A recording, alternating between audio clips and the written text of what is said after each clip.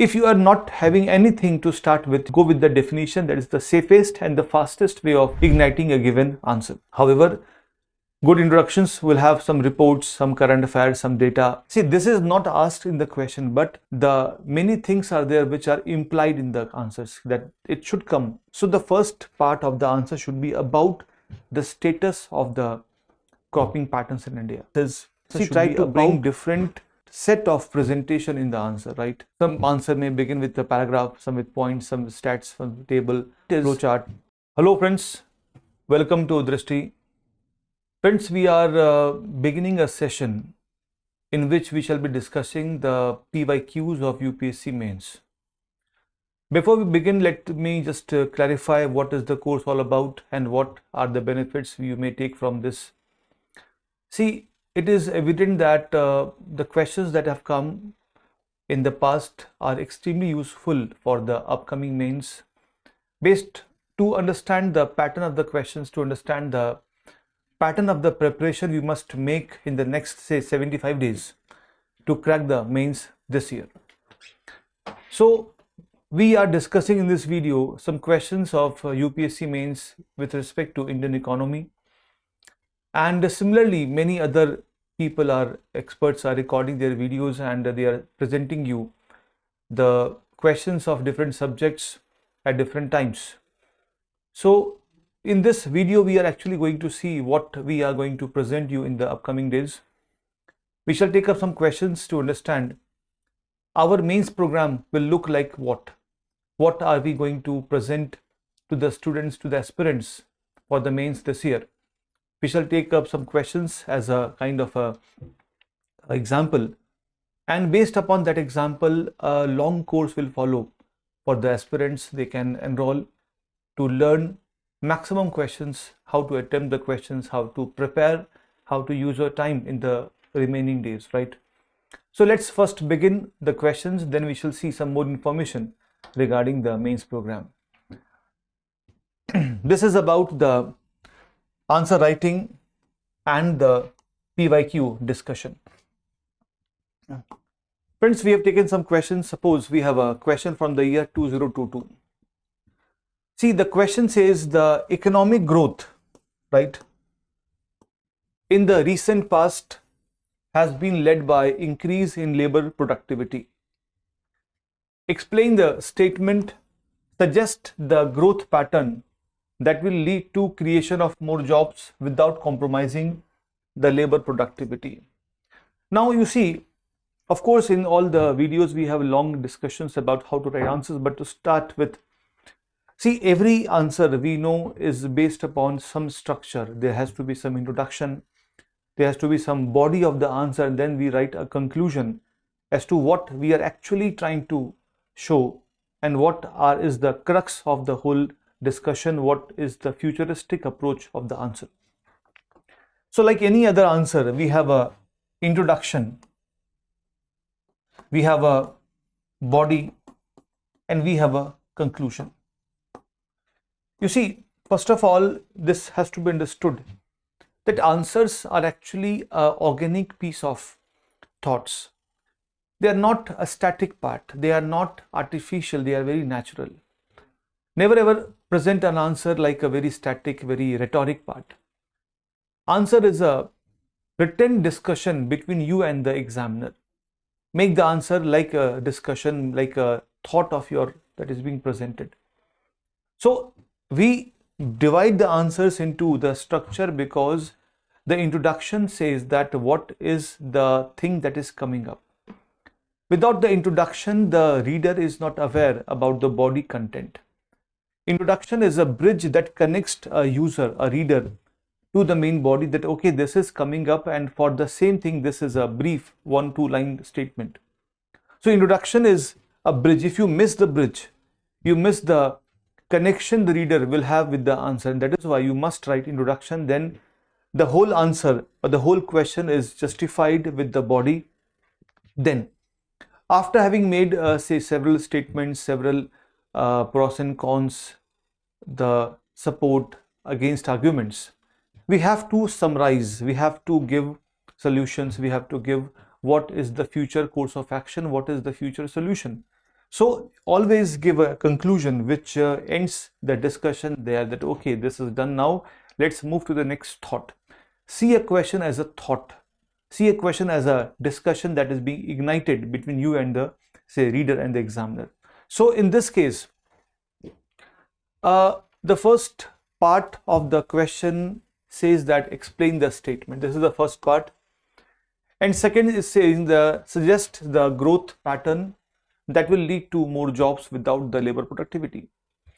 Now, see, this answer can be, say, ignited when this can be started with a definition of the labor productivity, because when you do the same, you actually clarify on what grounds are you talking about. See, I understand that it happens that in the examination we stuck that what to start with, right? See, introduction comes from practice, but yes, the point is, if you are not having anything to start with, go with the definition. That is the safest and the fastest way of igniting a given answer. However, good introductions will have some reports, some current affairs, some data, some facts. But in case the thing clicks to your mind, then don't waste your time. Start with a, say, definition which will ignite your mind to write further. And don't try to write anything which is unnecessary, irrelevant, which may deviate the whole answer. And that's why I would recommend that start with the labor productivity in this part, right? Then explain the statement that the recent economic growth is led by labor productivity. So labor productivity has led to economic growth should be the next part of the, say, answer. Then you should write, see what happens is, let's first see the answer content. See, the output or the GDP in a country upon the labor hours or the number of persons employed, this ratio is the labor productivity. How much have we produced from how many labor, how many hours they have given, right? This is the labor productivity, right? Now, in the last few years, we have seen a rapid growth in the India's economy. The rate has been 6 to 7%, right? Now, the question says that this growth is led by productivity, and see why. How does labor become productive? Labor becomes productive by skills, by the capital like the machinery, by the technology, by the institutions, or by the infrastructure. When the skills are there, labor can do more work in a short span of time. They produce good value of the goods. As a result, the output is higher. When the labor is, say, productive, when the machines are there, suppose we construct buildings, we have say, earth excavators, the JCBs, right? They increase the production with a low labor input, productivity increases. The technology, the AI, the machines, the computers, they have led to the output, right? Then we have the institutions, the governance, the labor codes, the parliament, the bureaucracy, the institutions, the think tanks, they give the inputs, they help the labor justice, they bring the labor codes. Then we have the infrastructure. The infrastructure is a facilitator of the labor movement. Labor can relocate fast, they can come and go, they can be better productivity of labor. So labor productivity has been dependent upon these things, and these things have been there in the country. We have brought the skill development mission, we have brought the multiple machines, capital generation, PLI schemes have been there, machines have come, AI is introduced, right? Then we have the institutions, the Niti Aayog has brought many reforms, labor codes were introduced in the country, and again at the same time infrastructure, Bharatmala, Sagarmala, they all have led to the labor productivity. Now you have to define and say, justify that how these things have led to the output in the country. As a result, you explain the statement. But you see, there is a catch here. The use of machines, right, will replace labor. The use of machines, capital, technology will increase the productivity but replace labor. So labor productivity is also associated with the labor unemployment. And that is why the next part of the question is, how do you achieve the productivity without losing jobs. And that is why before you come to this part of the answer, you must write what are the challenges which are brought by focus on the labor productivity. Too much focus on the mechanization, on the say automation, too much on the productivity will displace labor. The labor displacement will lead to a kind of a new crisis in the country. The jobless growth will come. India has a GDP, but the employment is also high. As a result, we have a jobless growth. So labor productivity will lead to the jobless growth. That is why this part, the third part of the answer should be, see, this is not asked in the question, but the many things are there which are implied in the answers that it should come. So in this part you must write the issues that productivity will bring, and then you write how do you say bring more productivity without the displacement of labor. Then you bring the PLI sector, the MSME, the tourism, the high intensive labor sectors, right? And the bring of the skill development, the rural development. These all will be leading to say free the labor from the trap of agriculture disguised unemployment. So this answer will be loaded with these of the contents. I hope we are clear that how the answer should be framed in this part, right? The second question let's take up is inclusive growth possible under the market economy? And then suggest state the significance of financial inclusion in achieving the economic growth of India. See, again, this question has two parts. One is the inclusive growth is it possible under market economy? Second part is the state the significance. So the question has a body having two parts, right? Then we write introduction, then we write say conclusion or a solution. This is what would be our structure, right? Now you have to say discuss or prove your point that is it possible to have a inclusive growth under market economy. But before you begin, as I said, you must write a line to take the reader to your statement. For the same you write introduction. If nothing clicks, you can write about the definition of inclusive growth. You can also talk about how India has shifted from the state to market economy in the last say 35 years after the liberalization. So you can talk about the introduction. Then you write that market economy has led to say it is believed that the markets are exploitative. But you see, inclusive growth in India in the last few years has been also led by the markets, because see, markets have given the banking, the internet, the telecom, the research, the jobs, the innovation, the infrastructure under the PPP model. Yes or no? So in the last few years, you see, it is the market which has been the front bearer of the whole development. In the state economy, the banks were limited. Now India has 90% and above financial inclusion in the country because of the market banking, private banking, right?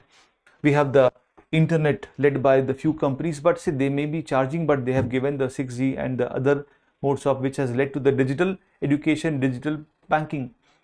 The banking has reached to the say rural areas, right, which was not earlier there. The telecom, the phone connections, as a result of the banking as a phone connection, the direct benefit transfer is possible. The benefits are transferred to the people directly. The jobs are not with the government much. Government cannot make some jobs. Many jobs are say done by or made by the gig economy. They all are the private sector. So the jobs in the gig economy, the innovation is led by the private sector. No matter the motivation may be profit, but profit is not a sin, right? So innovation is there. Infrastructure in India, the roads, railways, metros, they all are mostly under the private participation. So indeed, market economy has led to inclusive growth, because the areas, the poor, the women, the tribals were disconnected from many things. They are now a part of the system: internet, banking, infrastructure, education, digitalization. So these things have been helpful. That's true. However, the markets are exploitative. So we need to say keep a check and balance on the market, because markets are left free will say exploit people of their misery, right? Now, then coming to the next part is the state the significance of the financial inclusion. So bringing more and more people in the formal banking network is called financial inclusion. So when you include the people in the network, in the banking system, you provide them the direct subsidies, you bring them the credits, the loans are being accessible to them, the government subsidies are transferred, insurance, pensions, gratuity, social security benefits are transferred, the people save money, the money generation is higher, the credit generation, capital formation is also higher, the borrowing cost reduces for the government. As a result, interest payments also come down. So financial inclusion has led to economic growth because the government has a large mobilization of money from the bank, foreign dependence is reduced, interest rates are cut down, subsidy is more direct, leakages have reduced, the government people get access to insurance, banking, the death of a family member, they are compensated by the insurance immediately, the pensions are directly there, the money laundering is reduced, the black money is reduced. So all of them have led to the economic growth. So this will answer. The last part may be about the solutions or some challenges you may want to highlight about the inclusion. The digital frauds may be there, so you must plug the loopholes so that the people have a safe and healthy banking. So this question will have the first definition, the two part of the body, and the third is the conclusion. So this is how we write an answer, covering all the possible aspects, right? We shall see in detail in our discussions, right? We take a question on the what are the present challenges before the crop diversification. How do emerging technologies provide opportunities for crop diversification? You see, again, one is the introduction we start with, one is the body we fill with, and the conclusion we end up with the conclusion. So here, before you write the challenges, right, we must tell about the crop diversification or the status of crop diversification. You can say that India has a high cropping area of the rice and wheat cropping pattern. You can also talk about some recent reports, right, or the monocropping. So the first part of the answer should be about the status of the cropping patterns in India, right? Then you write that since we have the monoculture or say duoculture, the challenges before the multiple crops are as follows. So you write that why don't we have diversified crops? Because the MSP is limited for 22 crops plus one sugarcane. We have the Food Security Act covering only 3 crops, rice, wheat and the coarse grains. The buffer stock covers rice, wheat and say pulses. The government initiatives of say the soil quality, irrigation availability, traditional agriculture practice, because large part 86% of farmers are small and marginal, they can't go for the different crops because the risk is very high, right? The crop that we cultivate are say staple crops required for the food security. Then the challenge of the say pest, disease and the know-how to cultivate multiple crops, yes or no?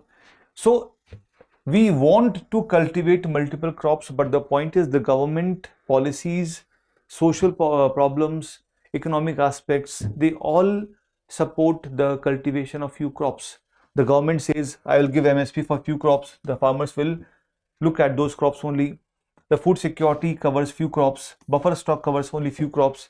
The soil issues, right, irrigation issues, they don't support many crops because the soil at times have become infertile, underground water has depleted, water is not high. As a result, safe cropping is there, right? Farm size is smaller, so in a small farm size, the cash crops, the high value crops can't be cultivated. The farmers have a traditional outlook of the cultivation, and suppose they would like that something is not working, let's have a crop which can be used at home for the consumption, so staple food crops. Then the frequency, horticulture products do have a threat of say disease and the pest as well. So these things affect the crop diversification. But how do you achieve? Because we need to have a crop diversity. So the next part of the question is, how do we achieve through the technology? You see, we have the space technology, we have the biotechnology, we have the electronic e-technology, right? So different technologies are helpful. Suppose by space technology, we can use the precision agriculture to cultivate the crops based upon the precise weather, atmosphere, soil quality, the demand of the time, right? We may have the AI based demand forecasting, so that the demand, when we assess the demand, we can cultivate those crops which fulfill the market demand. So space can be used for the precision agriculture, biotech for the genetically modified crops which are safer, which are highly productive, right? E-tech for the marketing of ENAM, right? Through the ENAM, AI based models are there. We have the aquaponics, hydroponics, we have the multiple apps which help the farmer for the know-how, the Kisan Suvidha portal, right? The Pashudhan Haat portal. These all are the various technologies which are helpful for the farmers to sell, procure, know the market demand, use the best of the technologies, the drone tech. So these things, we have the poly houses. They are the climatic controlled atmospheres in which, suppose outside there is a heat, but inside there is a humidity, and we can cultivate crops which are required. In say Rajasthan, it is heard that farmers are cultivating apples, which was not possible earlier. So these are the various examples. So this will be answer. So this answer covers a large aspect. So focus upon these areas. First, write the status of the crop diversification, then write this answer as a body. This is the second part. The last can be conclusion. That is something you may find a challenge with the crop diversification, or you may find say solutions as to how we can achieve more technology. You can go for the Kisan. Multiple centers are there, right, in the districts, right? So Agriculture Technology Management Agency, ATMAs, right, are there. KVK, Kisan Vigyan Kendras are there. So these things can be helpful for the farmers' technology adoption. So this is the answer, and this is the structure of the answer that you should follow, and many questions we shall be looking at in our discussions having similar patterns, right? Then we have a question called distinguish between the care and the monetized economy. How can a care economy be brought into monetized economy through women empowerment? You see, again, we know that there is a pattern, but you see, at times, as I said, answer is a piece of expression, a communication. So suppose someone asks me that distinguish between the two economies, I would rather make a table, rather write two separate definitions, right? So what we can do is, right, you can start the answer with that economies have multiple dimensions, right? Or economies are seen, or they're evolving, and the unorganized sectors are getting organized, and in that context we have two economies. And you can straight away make a table in this. See, try to bring different set of presentation in the answer, right? Some answer may begin with a paragraph, some with points, some with stats, some with table, flowchart. It should be a colorful, it should be a very diversified approach. The answer writing approach is your expression. How innovative are you? How much adaptive you are for a given question? So don't try to be very static in every answer that you write a single same pattern. You can follow a say difference. You can follow say a table that first is the definition, because distinguish means on the same ground differentiate between the two. So the care economy is about the unpaid domestic services, care services. The monetized is about the where the money is generated for a service, right? So primary metric to measure the care economy is how much time have you spent. Suppose our grandmother, grandfathers, they have given services in our households, but they are not never appreciated. They are not ever say monetized, right, paid. So they are measured by the time spent, right? A distant relative has come to the house. But in the monetized economy, it is based upon the money generated. So they are a part of GDP or the GVA. The motivation in the care economy is the kinship relationship, the family relationship, but in the motivation in the monetized is the profit maximization, the labor welfare. And similarly, you can differentiate that the care economy is highly inelastic, because no matter market demands or supplies where people are with their family members, they support, they give care. But in the monetized economy, price demand factors to play. So there is a market elasticity in this process, that production, supply, prices, they all are linked to each other. Whereas the care economy, the price is not there. That's why people will stay with their family members and give the care, even if the supply is high or low, money is high or low, right? And this first part is answered, right?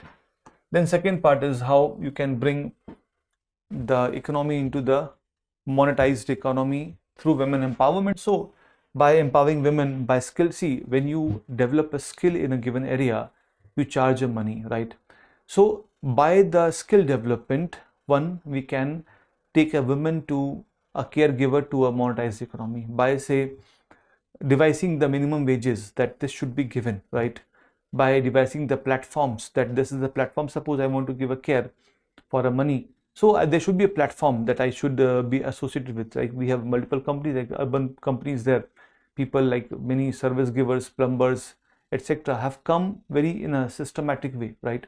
So creation of the platforms, creation of the legislations, creation of the skills are the things which empower the workers, the people, from care to monetized, right?